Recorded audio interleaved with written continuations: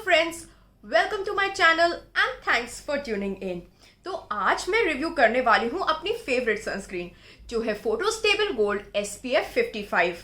आप चिंता मत करिए, मैं इस वीडियो में सिर्फ और सिर्फ इसकी तारीफ नहीं करने वाली हूं। इस प्रोडक्ट में कुछ कमियां भी हैं, तो बिना टाइम वेस्ट किए हम देखते हैं कि ये प्रोडक्ट कैसा है।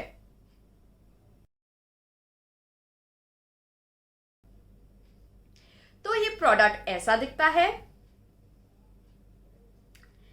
इस प्रोडक्ट का प्राइस 719 रुपीज है। आप इसको कई वेबसाइट्स पर कम प्राइस पे खरीद सकते हैं। इस प्रोडक्ट की PA रेटिंग ट्रिपल+ है और SPF 55 है। ये नॉन कोमिडोजेनिक है, हाइपो एलर्जिक है, वाटर और स्वेट रेजिस्टेंट है, ब्रॉड स्पेक्ट्रम UVA और UVB है। मैं ये उम्मीद करती हूँ कि ये सब कुछ सच है।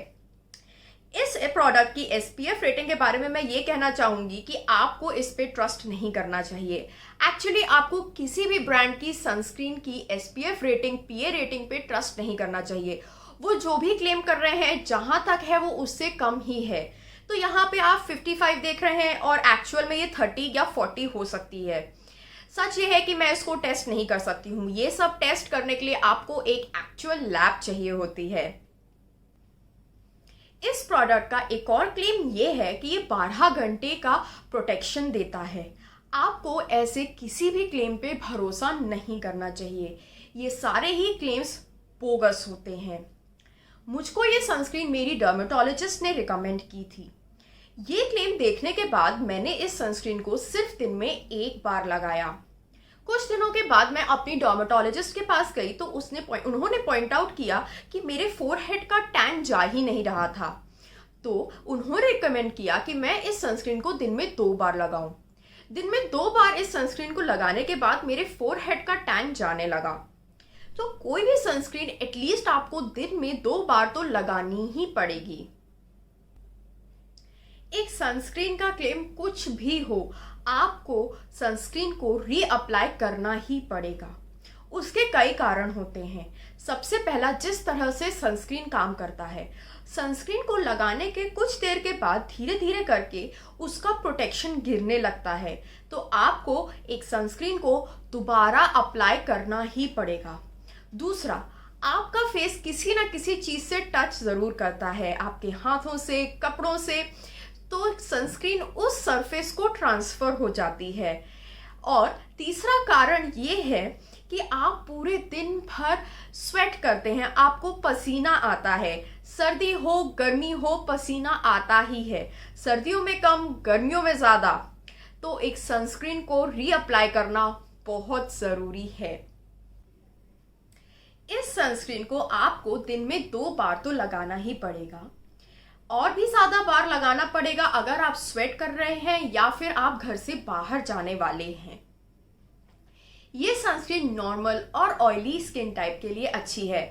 ड्राई स्किन टाइप वाले भी इसको यूज कर सकते हैं, पर पहले मॉइस्चराइजर लगाना पड़ेगा। इस सनस्क्रीन की फिनिश अमेजिंग है और ये बहुत ही इजीली एब्जॉर्ब होती है, इसीलिए ये मेरी फेवरेट सनस्क्रीन है। एक्चुअली में मैंने इससे अच्छी फिनिश वाली कोई सनस्क्रीन नहीं देखी है। ये प्रोडक्ट सिलिकॉन बेस्ड है।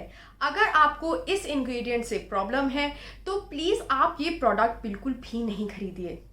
इस प्रोडक्ट में पैराबेन्स नहीं है, फ्रेग्रेंस नहीं है, कलर नहीं है। अगर आपको ये तीनों ही इंग्रेडिएंट्स पसंद नहीं है तो आप इस प्रोडक्ट को जरूर खरीदिए।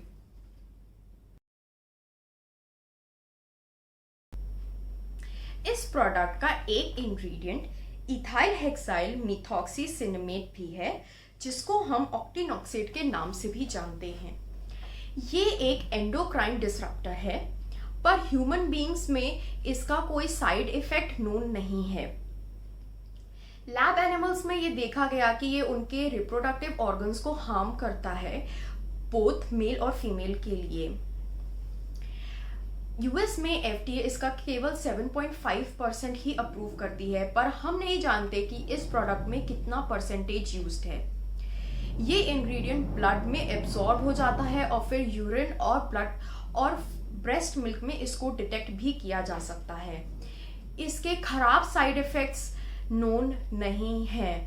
ये प्रेग्नेंट और लैक्टेटिंग वुमेन को शायद अवॉइड करना चाहिए, पर ज़्यादा इंफॉर्मेशन अवेलेबल नहीं है।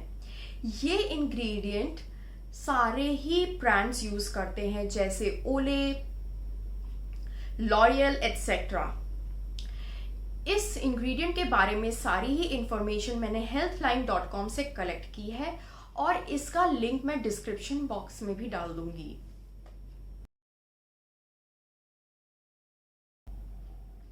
अब हम देखते हैं कि इस प्रोडक्ट के क्या फायदे हैं। सबसे पहला, इसकी फिनिश एकदम अमेजिंग है।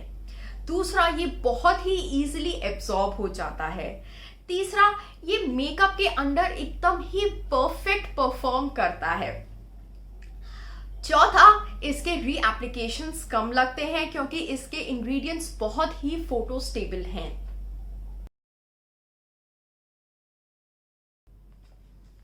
अब हम देखते हैं कि इस प्रोडक्ट के बारे में क्या अच्छा नहीं है।